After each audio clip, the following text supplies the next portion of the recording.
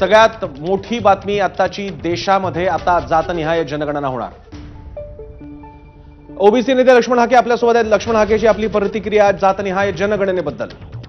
जातनिहाय जनगणना होणार असेल तर मी या शासनाचं पहिल्यांदा आभार व्यक्त करेन, अभिनंदन करेन।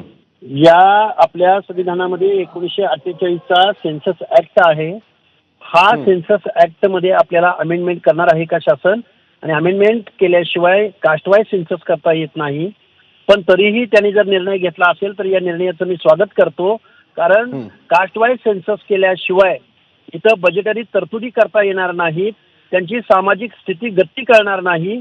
आणि किती जरी आर्थिक उन्नती आपण केली, किती जरी आपण सुपर पॉवर 5 नंबरची 6 नंबरची बनलो असलो तरी गावगाड्यातल्या समाज व्यवस्थेतल्या शेवटच्या घटकाचा हेड काउंट जोपर्यंत आपल्या डेटामध्ये येणार नाही तोपर्यंत त्याला न्याय भेटणार नाही। लक्ष्मण हाकेजी अतिशय महत्त्वाची प्रतिक्रिया तुमची, धन्यवाद तुमच्या प्रतिक्रियेसाठी। आपल्यासोबत आहेत राष्ट्रवादी काँग्रेस शरदचंद्र पवार गटाचे नेते आमदार जितेंद्र आव्हाड। आव्हाडजी तुमची प्रतिक्रिया। हॅलो, बोला।